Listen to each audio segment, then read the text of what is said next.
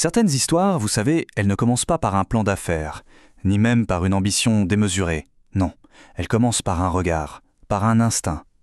L'histoire d'Abassus Design, c'est l'une d'entre elles.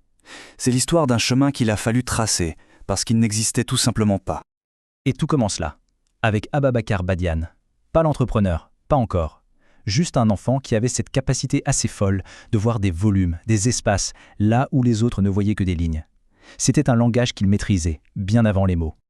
Alors plongeons un peu dans cette origine, parce que pour vraiment comprendre la vision d'Abassus Design, il faut revenir à cette étincelle de départ, bien avant que la stratégie, la technique n'entrent en jeu. Et ce qui est fascinant, c'est qu'il y a une double influence. D'un côté, sa mère, éducatrice. C'est elle qui lui apprend à observer, à être patient, à voir le potentiel caché des choses. C'est le socle humain. Et de l'autre, son père, ingénieur, qui lui met entre les mains, à 8 ans à peine, des outils de modélisation 3D industrielle. La rigueur technique vient alors rencontrer la sensibilité. Et c'est justement cette alliance entre l'humain et la technique qui va devenir absolument cruciale. Parce que le parcours qui s'annonce, eh bien, ce ne sera pas du tout une ligne droite. Face aux portes qui se ferment, il va falloir tout inventer. Et voilà le moment charnière, le refus de l'école d'architecture. Ça aurait pu être la fin de l'histoire. En fait, c'est devenu le véritable début. Sans le parcours académique classique, la seule légitimité possible devait venir du terrain, de la compétence qu'on prouve, du faire. Et ce chemin, il se construit brique par brique. En 2012, c'est la naissance de 3DBC, un petit studio, avec juste un bac technique en poche. Puis, en 2016, la structure devient officielle et fait un pari audacieux pour l'époque et pour le lieu. Tout misé sur le BIM. Et enfin, 2020, la transformation est complète. Abassus Design voit le jour, et avec une vision beaucoup plus large. Ce n'est pas qu'un changement de nom, loin de là. On passe vraiment d'un prestataire purement technique, 3DBC, à un partenaire stratégique Abassus Design, quelqu'un qui accompagne un projet de A à Z, de l'idée à sa réalisation. Le BIM, justement, parlons-en. Il faut bien comprendre que ce n'est pas un gadget ou un argument marketing. C'est une philosophie de travail. C'est une réponse très concrète aux réalités des chantiers en Afrique. Imaginez une maquette numérique intelligente du bâtiment, son jumeau digital. Chaque élément, du mur à la plomberie, contient des informations précises. Ça devient un langage commun qui permet à tout le monde d'anticiper les problèmes et de dialoguer. Et ça, c'est crucial. Et alors que l'expertise se renforce, quelque chose de nouveau émerge. Une sorte de revanche, mais une revanche silencieuse, qui ne va pas s'arrêter à une simple réussite personnelle. C'est ça le point de bascule. Celui qui n'a pas pu faire d'école d'architecture devient une référence, un certificateur BIM. La légitimité, elle ne vient plus d'un diplôme. Elle est là, incarnée par des centaines de projets menés à bien, sur le terrain. Et voilà la phrase qui résume tout.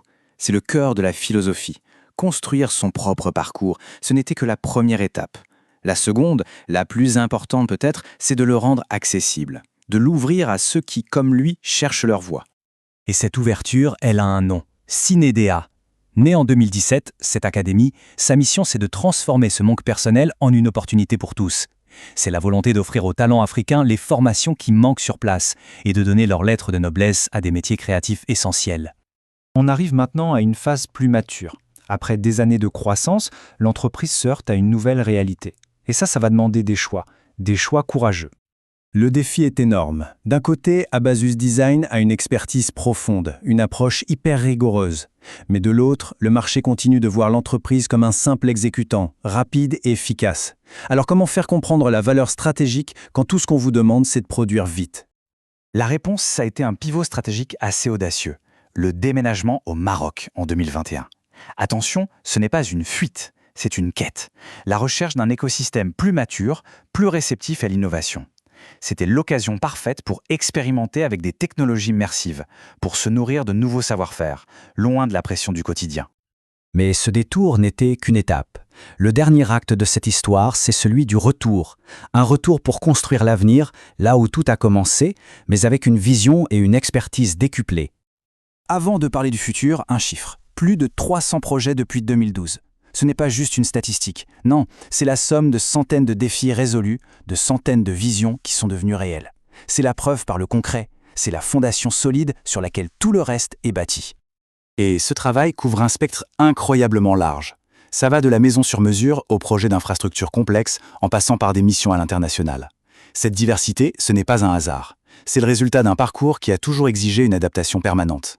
Et aujourd'hui, un nouveau chapitre s'ouvre avec la réimplantation de la base à Dakar. L'idée, c'est de ramener toute cette expérience, toutes ces avancées technologiques et de les mettre au service du marché ouest-africain.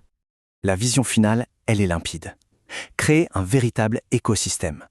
Il ne s'agit plus seulement de faire des bâtiments. Non.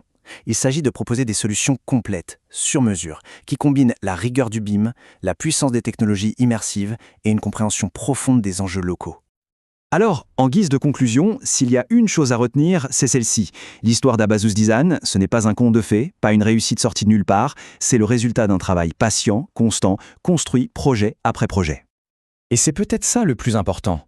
Cette histoire n'est pas terminée, loin de là. Elle continue de s'écrire, chaque jour, avec la même conviction qu'au tout premier dessin.